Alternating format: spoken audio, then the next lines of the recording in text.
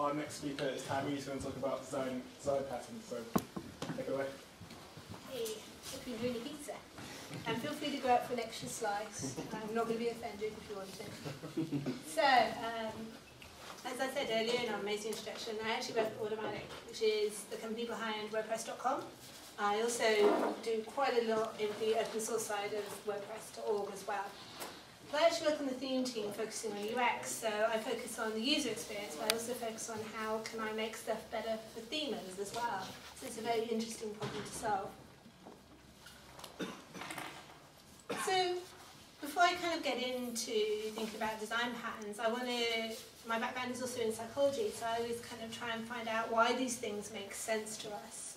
So why does thinking in patterns actually work for us as humans? Why there are all these hundreds of articles about design patterns? Why are people getting super excited about pattern libraries? Well, the fact is that humans, we're kind of this ultimate pattern recognizing machines. We have this inbuilt ability to recognize patterns, and you'll notice this in yourself and the way that you function in the world. And we quantify the world by patterns as well. It's comforting. And it helps us make sense of what kind of is a really confusing world, and we have these kind of brain coping mechanisms for doing things like that. And our world is made of patterns, and I don't just mean the carpet pattern or the pattern on the sea. It's patterns in nature, from the smallest flower to the largest architecture. And nature itself actually has patterns. If you kind of drill down, you see the patterns of a molecule, the patterns of every kind of cell. And we follow those patterns when we actually create our world and we create everything around us. And if you kind of go back to early primitive people, first of all, we identified the behavioural patterns of animals, and by that knowledge we could then hunt them, and then we understood about the season patterns and weather patterns, and then we could farm. So patterns is just this inherent part of being us. So this really cool theory, which I think is very important to think about when we start thinking about pattern libraries and breaking things down. It's called the recognition by components theory. And it's something, you don't need to know what this means, but it's basically a bottom-up process. It's a psychology term for a way that we learn things and the way that we think. And it's by Irvin Biederman, and it explains object recognition. If you ever studied art, you may understand things like this, from breaking down an object into different shapes to create. And the thing is, we separate objects into 3D shapes called geons, and then we actually recognise from this. So a mug, for example, is made of all these shapes, and then a torch and a lamp. So using this theory, we build these objects visually, and then we recognise them. So moving on from kind of being humans, design had the concept of patterns and pattern libraries for a very, very long time before there was an article on Medium about it or someone spoke at some conference about it. Designers had this for a very, very long time.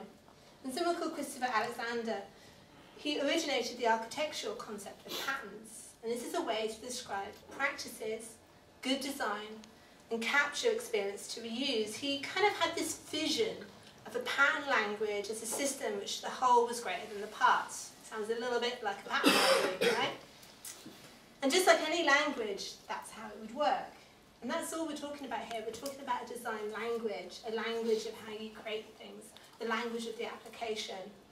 And a pattern language is a method of describing good design practices within a field of expertise if we're talking in design. And he actually even did a book of the same. So in the simplest of terms, it means breaking down things to the smallest design elements and then building them up. And there's variations of this, lots of terms and lots of excitement and lots of different words, but that's what it means. And I like to distill things down to the real simple point that I can relate to, and the thing that I relate to about this is Lego. You think of it in that terms. With Lego you have bricks, and these bricks, if you think of the components or the patterns, they are built from the bricks. So if you're thinking in web terms, a link joins together with other links to form a navigation block. Or if you're building Lego and you're building a house, you make bricks into a row, into a wall, into a house. And we're looking at interface patterns when we're talking about this. And a pattern library is a collection of patterns. And it would contain all the spec for each pattern, but it's not just about each pattern, it's about how each pattern actually relates and how it then builds up the whole as well. And I see this a little bit like Lego kits, because that's how my brain works. I can break these things down by relating them. So Lego kits, for instance, you might have a pirate set, which can make a pirate ship, but it could also make an entire fleet, a city for the pirates, a pirate world. And it's all those different bricks and all those different components that you have that dictate what you build. This is your pattern library. So, if you look at kind of the process of creating something at the moment, it probably looks a little bit like this for most design processes and development processes. It's probably got a lot more to and froing and a lot more falling over along the process and haphazard nature, and you're going this giant cycle to do anything, and iteration is kind of impossible when you've got this big bloated process. There's no shortcuts, there's no easy way to put people to buy in the project. And the ideal process would have less steps. It'd be simple to follow. Anyone in the project could link. You wouldn't have to be a designer to do it. You wouldn't have to be a developer. Any person that had any part in that project would be able to understand it and be able to follow. And it would go forwards all the time. It wouldn't be seen to go backwards or fall over. It would kind of be this living process that would work. So why pattern libraries? Why do they solve all these problems, and why are there all these articles, and why are there all these kind of hype and excitement about it? I'm going to give you a few reasons why. But first of all, a pattern library is not a design library, and those things are so confused in so many times. Design libraries contain typography, grids, colour and code, the complete picture, everything that you need. But a pattern library is focused on applying interactions and UX patterns. And it can have a design library, it can have style guides as well. That can be part of it to create this big design library when you have the style guide and the pattern library. But it doesn't have to have that. And all too often when people use the word pattern library, they're using it for being in both of these things, something that's also got the design elements to it, the visual elements to it, not just this experience. So first up, one of the easiest reasons, if anyone ever says, why a pattern library to me, I will say speed. Quite simply, it's a faster creation process if you use a pattern library. You reuse it, you're not reinventing the wheel every single time you want to do something. You're grabbing existing things which are pre-built, and then you're using them as a solid kind of foundation to what you do. And there's a lot of speed increase in that. It kind of makes sense, really. In life we try and make processes so we don't do the same thing over and over again. We have all these apps that help us with shortcuts, with copy, pasting, shortcuts, all these kind of things. Text Expander, which is one of my favourite apps. So any phrases that I use all the time, I can just do one word and it will appear all the time. We're constantly trying to have these shortcuts, so it just makes sense for us to have something like a pattern library. But if you go back to the Lego idea, if you're going to build 10 houses, would you build every brick each time, or would you have some kind of process for creating that? And iteration is another thing. And it's something, particularly online, we've really not always got the chance to do iteration with a low impact. Iteration happens generally, it's an expensive process, it takes a lot of time. And when I say expense, I don't just mean time, I mean effort. I mean, surely going back to a giant website and trying to make one change or trying to make one improvement has a lot of legacy, a lot of pain, and a lot of trauma generally when it's not based on a pattern library.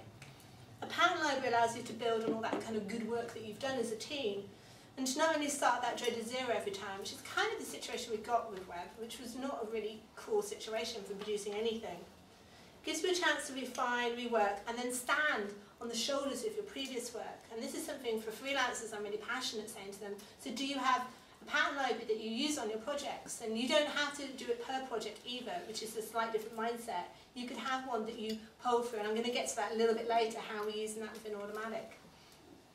And along with this comes sharing. You get to share the code amongst each other and grow better as a team. And that's something really strong. When someone joins a team, they can get a buy-in straight away, they can get the benefit of all the history of the project as well. And consistency is really, really important. This is something I've noticed in the WordPress project. So we joked that we had 50 shades of grey, and we quite literally had more than 50 shades of grey in the WordPress project. And we've got something like equal numbers of orange, and there's actually tickets on the WordPress track for reducing, making uniform colours, because we didn't have that, and we're trying to do that, and we're having to retrofit to this. So if you actually from the start declare your colours, and you declare things like this, then you're not going to have those problems. You're going to understand that orange is this colour, and it's a kind of consistent project. And beyond kind of the visual side of it, and that this button does a particular action, code consistency is so important. You see this time and time again, where everybody has, it's like handwriting, the way that you write code. Well, that's good if you're writing code just for yourself, but if you're writing it for a certain, your whole team to buy in, you need consistency. You need to make sure on the minimum that class names are uniform, and that there's kind of your coding practices within your company or within your project are upheld. But you can make sure there's this consistent coding stuff throughout all your projects.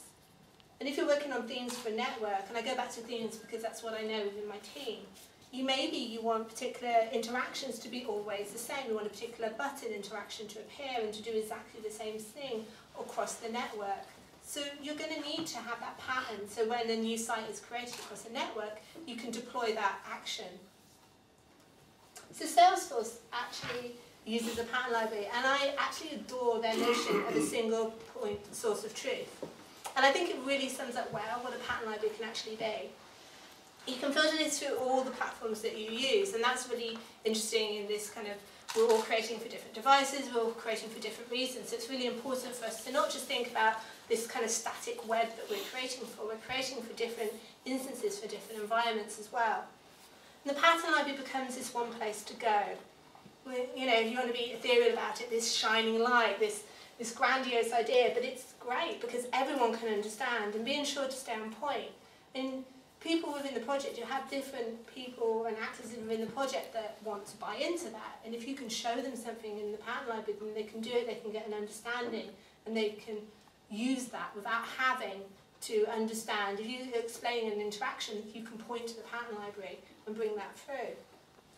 And you can make sure you stay on brand to create a unified experience. And you see this a lot with even big brands, that someone's not understood something about a particular brand and they make something, and it feels completely wrong for that brand. But if they had a pattern library and they were going to it, then they'd have this consistency all the way through. And understanding is a really important thing. It kind of ties into everything I've been saying, but it makes sure everyone's speaking the same language, and that quite often doesn't happen. I work remote, and that very easily, if we didn't have ways to understand and to key into the project and have pattern library and have the way that we can understand the project, we wouldn't be speaking the same language. Not only because we are from all different countries, because we're in different time zones, because we're not in the building. And even that, if you're in the building, different people, different careers, designers, developers, all these different people, marketing, they speak different languages. They speak different projects, that's how they're doing. So this is the way that everyone can understand it, and the project can have its own language. And it's this one place that allows it. It crosses that bridge between the different roles, and it means that everyone can understand, and you get less friction when you have something like this. If you're trying to change something, you can prove why it should be that way as well, and you can also test these elements. And one thing that I think is something that's not stressed enough with pattern libraries, and I always wonder why, is that pattern libraries really should be browsable. You shouldn't ever just, I kind of wonder when someone has a static pattern library and they don't have something that's dynamic, and they don't have something that's able to go in and out, and then they don't have something that, if you're not a developer, you can't see the patterns. That seems a really weird form of a pattern library to me. It should be browsable. You should be able to see that if this action's done, there's this button.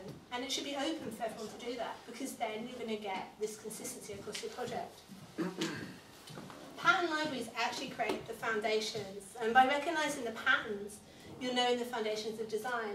This is a kind of cutesy phrase by Kristen Dior, but I think it's really appropriate if you think about pattern libraries. And just like geons, the UI shapes and these interactions are R shapes and what you're creating within your project. Any design project can very, very rapidly get out of control. I think anyone ever involved building anything, it's got out of control at some point. One of the nice side effects of working with pattern libraries is that you can fight that and you can be conscious of that. You can also see it happening pretty early on if something's getting out of control. If your pattern library suddenly gets very, very big and there's an awful lot of check-ins for the same thing, which will be very obvious if you do it a particular way, then you're going to be able to correct that and bring everything back on course. You're conscious of every single line and every single pixel created, because it is this kind of repository that way. And this is incredibly powerful, and it means you create a lean approach to working, and therefore a lean approach to your interactions and your application. So, from a creative point of view, and I do come from that side, this kind of could be seen as being a little bit mechanical, right? What about creativity? I'm all for that. All the structure, the planning, where does that mean? And in this quote, it's a valid point. But what I'm suggesting, what's been suggested with pattern libraries, and sometimes is lost in the message a little bit, that's why it gets a lot of pushback from some designers going, I want to be creative, I want to do this. You can be creative. You still have that process, but you get all the benefits of this library, and that's why it's so important to take away some of the design, and also to see it as a living, breathing object. If you find yourself, picking from the library as a designer, then you're really not doing your job. You really need to be conscious of what you're doing there, and not create those same cupcakes over and over again, and really kind of have that balancing act of creation, using iteration as well. I'm just very quickly going to say there's this Aesop's fable, which I think is very important to think about when in design terms. And this is of the fox and the cat. I don't know if you know this one. So, the fox and the cat, the hunter came. Bit sad, but anyway, the fox, he knew lots and lots of different ways to escape. He's like, I've got this, I can go there, I can go there, I'm covered, I can go all these different ways. The cat went, I'm just going to go that way. So when the hunter actually came, the fox was caught. And the moral of this is better one safe way than 100 that you cannot reckon. And there's this thing in psychology called the paradox of choice, and there's experiments of this. If you're given too much choice, your brain breaks. Your brain breaks because you're having to do too many choices, but it breaks because of the decisions that you make. You worry about the decisions you don't make.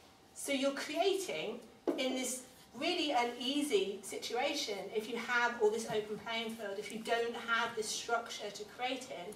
So by having some of this structure, you're going to create more effectively, and you're going to be able to iterate, you're going to be able to mould and go back. And something as a designer, to be able to iterate on something is powerful and really, really interesting. To be able to test something, to be able to go back and change it and make it better and really work on it on that long kind of process scale.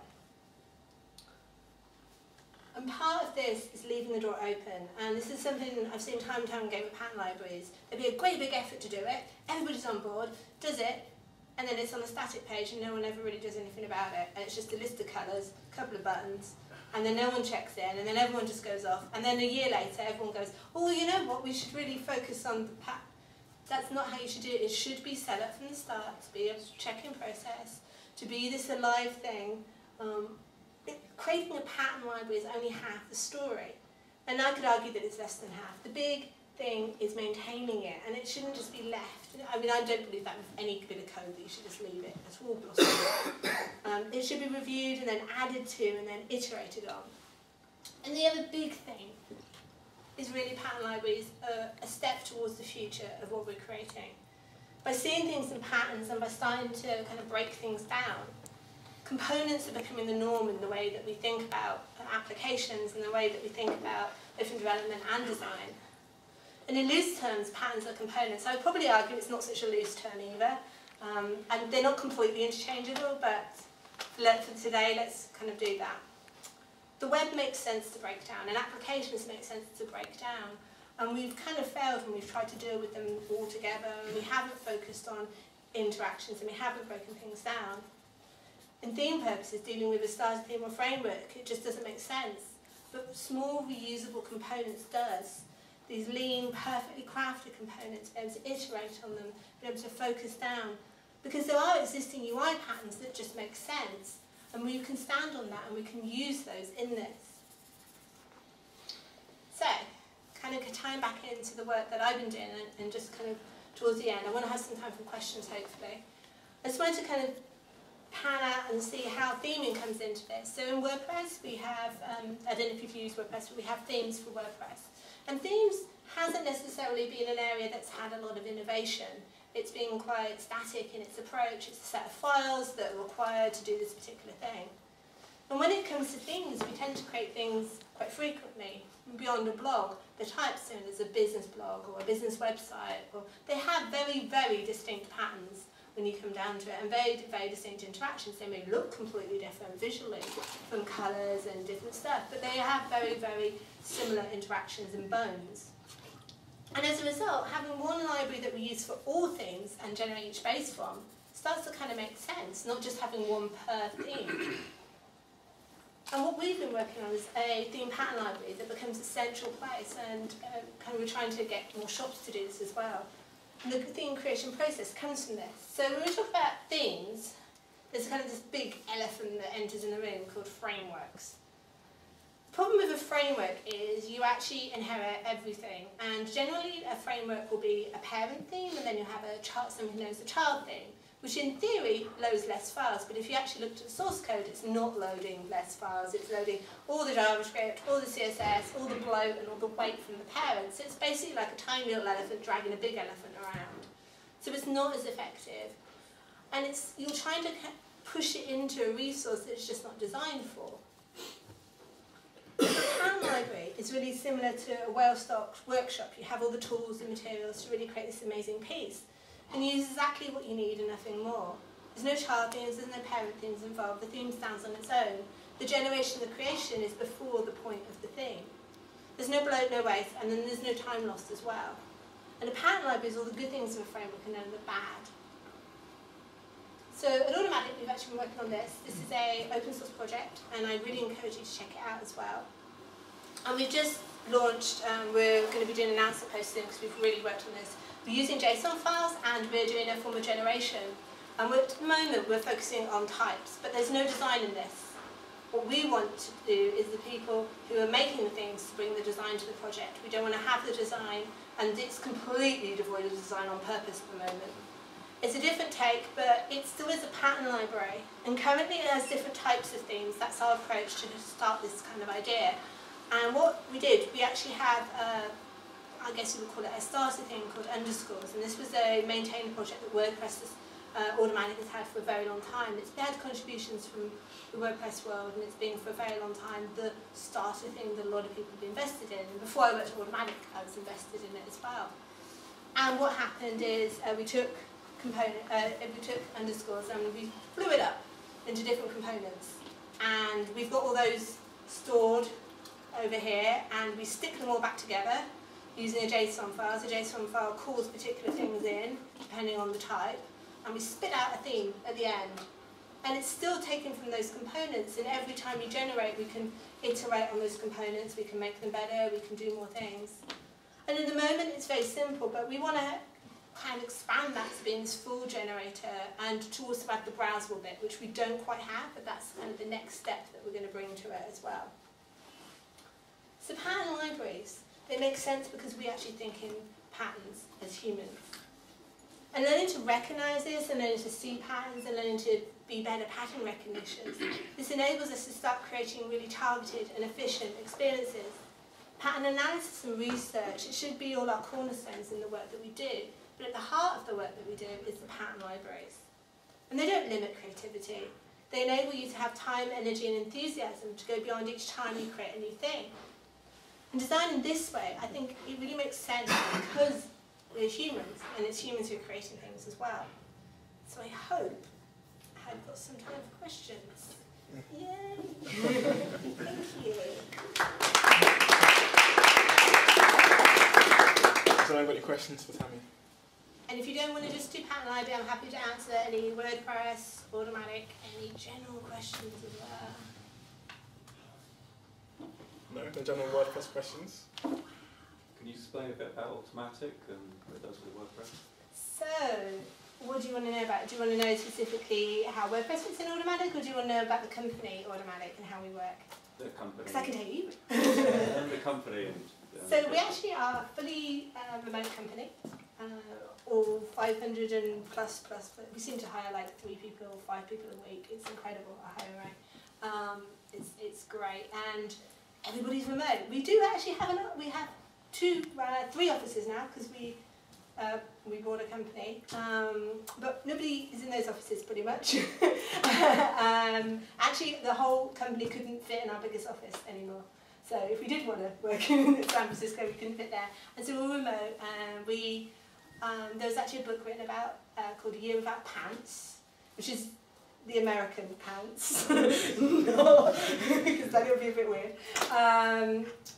And we all work remote, and we all work based on teams. So WordPress has two sides to it. WordPress has WordPress.com, which is the hosted version, and Automatic was founded by Matt Mullenweg, who was one of the two people that were at the top of creating, say founders, but there's a lot of people involved in the open source project of WordPress. And he went and did this self-hosted with a few people, got a few employees, and the ball started rolling. And he founded this company based on what he would want to work in as a company. So we have unlimited holiday, we have unlimited work hours, we set our own work hours, we have a pretty flat hiring structure. Our hiring structure is everybody is interviewed by Matt to be hired, even then. We also have, because we're all remote, we have meetups. So we actually we have something called a grand meetup, which I've just been to a few weeks ago, which is incredible. So everybody in the company gets together in one place. And then we have, on our team, we have little meetups to focus on projects. I've got one coming up in the middle of November in Barcelona. So that's automatic. I don't know anything else. Yeah, that sounds quite We have lots of different projects that we work with and companies. We recently, I say, it's like a year and a bit now, we got Woo Themes and WooCommerce became part of, so it was Woo Themes, which is Woo Themes and WooCommerce, both of it. Became part. That's how we got another office, because in South Africa. So yeah, we're doing lots of different things now, and we have Simple Note, we have Pole Daddy, we have Kismet, CloudUp. So we have all these different companies under kind of that one banner. So yeah. Any other questions about Automatic? I'm happy to talk about Automatic. Yeah, I'm still a little bit confused about the difference between what a style guide is and what a pattern library is. I just wondered if you could explain a bit more of the difference. So it's going to sound a really weird way of suggesting to you, but this is the way that my mind sometimes thinks about it, and my mind's a bit crazy sometimes. So you know how you change the covers on a sofa? So the structure of the sofa is a sofa. It's built a certain way, but you can put different covers on it, you can put different colours on it, you could even maybe make bigger cushions or different cushions. That's kind of the difference. Right. I don't know if that confuses it anymore. If you think about things like colours, you think about things like proportions, and so the structure, the bones are always going to be the same. So the shape, the interactions, the way that you click through. If you had a pattern for navigation, then that would be the pattern for navigation. So say I had a drop-down navigation, there would be one way that would work in this particular case on that pattern. So maybe on your main navigation, it always dropped down and you always had an arrow. That would be a pattern, but it would depend on the different colours. It would depend if it was a different language that you used it in. Maybe it flipped around for the different language as well. That's cool, yeah. Okay. Roughly how many themes are there based on the pattern libraries? So based on components? Yeah, I mean, how many... So there's a lot of WordPress themes in the world. I don't really know the number of the world. No, I mean, in terms of themes, so we have I think it's 5 types that we're doing at the moment. Okay. So in Automatic we've been focusing a lot on vertical, so we've been trying to work on people when they say they want to make a site, generally don't mean this wide thing. They generally mean they probably want a business site, they probably want a blog, maybe they want a one-page blog, maybe they want a traditional blog, which is 2-column, pretty much. If someone, like you say the word blog, pretty much someone will say a 2-column blog.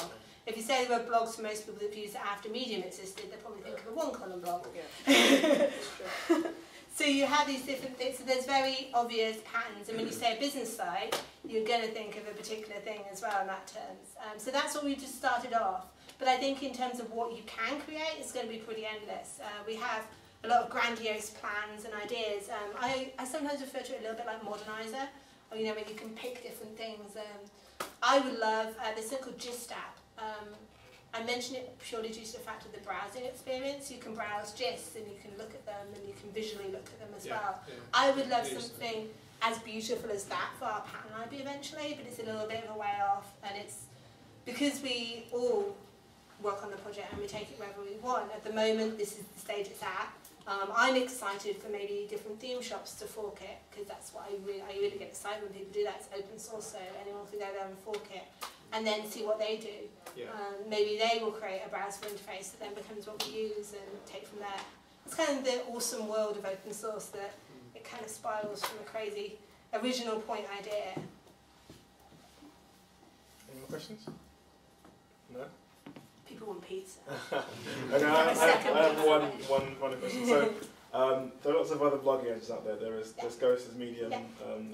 What are Automatic doing to stay on top of it? What are they doing to stay where they So are? I think that's a twofold question, because I think Automatic isn't just WordPress. Right. And I think I'm very passionate that even though I work at Automatic, the .org side, as in .com or .org, and the hundreds and thousands of people that contribute to the open source project are recognised beyond just Automatic in that sense. They're very much keeping it alive. There's companies who have millions invested in doing it that way. So I think they're much. In terms of Automatic, I can answer both sides. So I'll put my Automatic hat on first of all. So with Automatic, we're looking at how can we do theming, how can we approach this. We've also we've kind of gone the React route by using something called Calypso, which is on .com we've got a completely new admin. So if you know what WordPress looks like, the admin, and you go to .com, it looks nothing like that. Because we just decided to go a different path. That actually, Calypso, is super exciting from a pattern library perspective, because it has a really strong pattern library. I had to add a link a week ago, and I knew exactly how to add that link because there was a pattern for it and all these kind of things. So it's very, very easy to get things that way. From the WordPress.org side, what's happening is REST API, which is actually, we're something called feature proposal, which basically means we're a week away from, if you haven't written something on the main blog, you're not going to get in this release 4.7. And there's lots of really awesome things happening in 4.7, potentially, because it's open source.